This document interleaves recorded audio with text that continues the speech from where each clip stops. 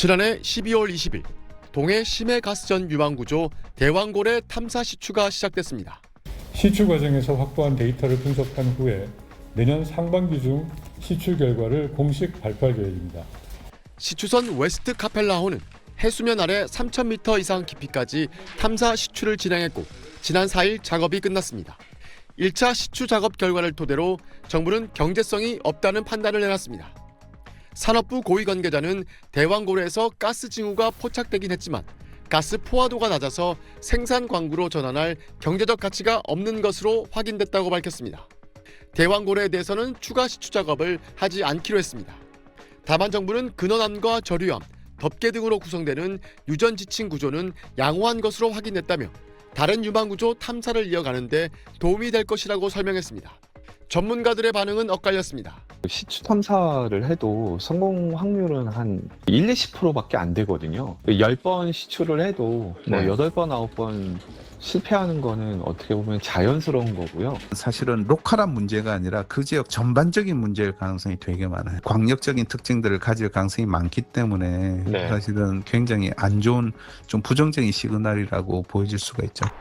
정부는 원래 성공 확률은 20%였다며 대왕고래를 제외한 나머지 6개 유망구조의 탐사 시추를 이어간다는 방침입니다. 다만 관련 예산이 삭감돼 2차 시추부터는 해외 메이저 기업들의 투자를 받아야 가능한 상황입니다. 정부는 현재 일부 메이저 회사들이 입찰 의향을 밝혔다며 다음 달부터 2차 시추 입찰 절차를 시작할 것이라고 밝혔습니다. 1차 시추에 실패하면서 동해 가스전 사업 동력이 떨어질 거란 우려가 커졌지만 정부는 해외 기업 투자를 유치하면 분위기가 바뀔 것으로 조심스럽게 기대하고 있습니다. SBS 권영인입니다. 시추선 웨스트 카펠라호가 포항 앞바다 대왕고래로 이름 붙여진 유망구조 위에 자리 잡았습니다. 첫 탐사 시추 해역은 북위 35도 52분 57초, 동경 130도 0분 37초로 가장 가까운 해안인 구룡포에서 동남쪽으로 약 42km 떨어진 지점입니다. 지난 16일 밤 부산을 떠나 17일 오전 시추 장소에 도착한 카펠라호는 인근 해저면 시험 굴착 등 준비 작업을 거친 뒤 본격 시추 작업에 들어갔습니다. 1km 이상 드릴을 내려 해저 지형을 뚫고 들어가 암석을 채취하는 작업입니다. 시추 작업은 앞으로 약 40일에서 50일 동안 진행되는데 여기서 확보된 데이터를 분석해 내년 상반기 중에 시추 결과를 공식 발표하게 됩니다.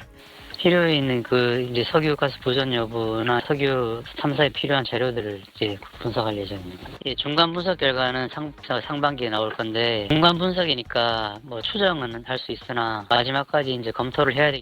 정부와 석유공사는 대왕고래 외에도 유망구조 4곳 정도에서 탐사 시추를 더 벌일 예정인데 문제는 비용입니다.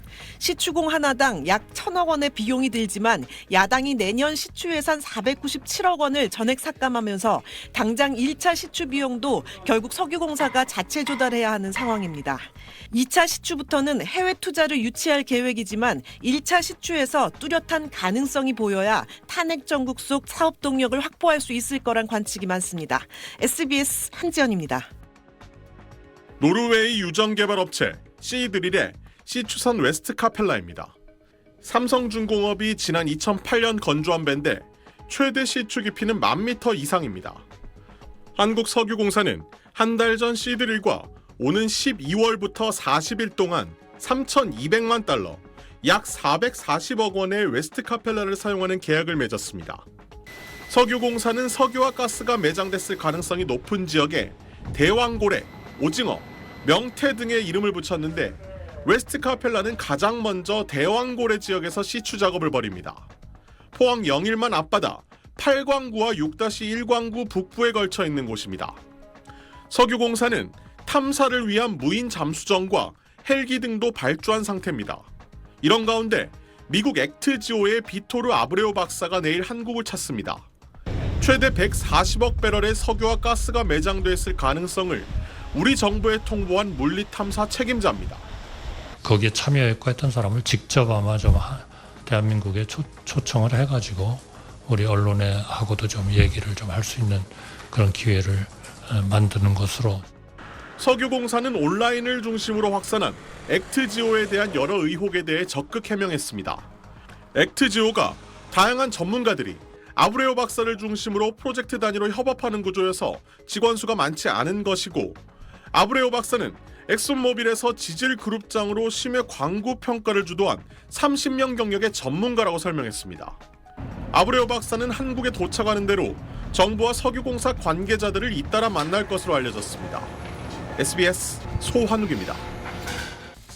윤석열 대통령이 취임 뒤 처음으로 현안을 직접 설명하는 국정 브리핑을 통해 포항 영일만 앞바다에 막대한 양의 석유, 가스 매장 가능성을 발표했습니다. 최대 140억 배럴에 달하는 석유와 가스가 매장되어 있을 가능성이 매우 높다는 결과가 나왔고, 유수 연구기관과 전문가들 검증도 거쳤습니다. 최대 매장량 140억 배럴의 4분의 3은 가스, 4분의 1은 석유로 추정했습니다. 90년대 후반 발견된 동해 가스전의 300배가 넘고, 금세기 최대 심해 유전인 남미 가이아나 광구 110억 배럴보다도 더 큰 규모라는 게 대통령실 설명입니다. 윤 대통령은 지난해 2월 세계 최고 수준의 심해기술 평가 전문기업에 물리탐사 심층 분석을 맡겼고, 검증을 거쳐 탐사 시추 계획을 승인했다고 밝혔습니다. 우리나라 전체가 천연가스는 최대 29년, 석유는 최대 4년을 넘게 쓸 수 있는 양이라고 판단됩니다. 추정 최대 매장치 140억 배럴은 1조 4천억 달러, 우리 돈 1,900조 원 규모로, 안덕근 산업통상부 장관은 삼성전자 시총의 5배 수준이라고 말했습니다. 정부는 유력한 7개 구역 가운데 최소 5곳에서 시추 작업에 착수할 계획인데, 올해 말 첫 시추에 들어가면 내년 상반기 결과가 나올 걸로 예상됩니다. 석유 가스 매장이 확인되면 이르면 2027년 본격적인 시추 작업에 2035년부터는 상업적 개발이 가능할 걸로 예상했습니다.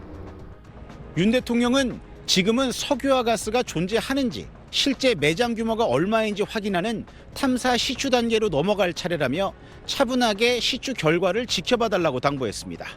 SBS 이한석입니다.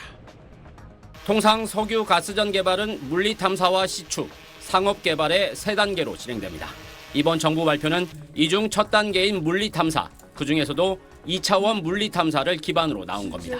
지진파를 해저로 쏴 되돌아온 파형을 분석해 석유나 가스의 매장 가능성을 파악한 건데, 지진파를 여러 곳에서 입체적으로 쏘는 3차원 물리 탐사는 일부 구간에서만 진행됐습니다.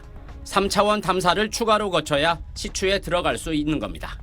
또 지난 1998년 발견된 동해 가스전이 수심 150m 안팎의 대륙붕에 위치했다면, 이번 석유 가스전은 수심 1000m 이상 심해에 있는 걸로 추정됩니다. 실제 석유 가스전이 있는지 확인하려면 심해 지면에서 다시 땅속으로 2000m 이상 들어가야 합니다. 수압과 조류가 심해 개발이 더 어렵고 비용도 많이 들 수밖에 없습니다. 서페이스에서 90cm 정도 이렇게 되는데, 타겟 에어리에 가게 되면 3.5인치, 5인치 포인트를 잘 찍어야 되는데 흔들려서 잘 안 찍힐 수가 있죠. 1998년 동해 가스전은 시추에 10번 실패한 뒤 11번째서야 성공했습니다. 정부 고위 관계자는 과거보다 시추 기술이 많이 발달했다며 이번 시추 성공률은 20%라고 밝혔습니다.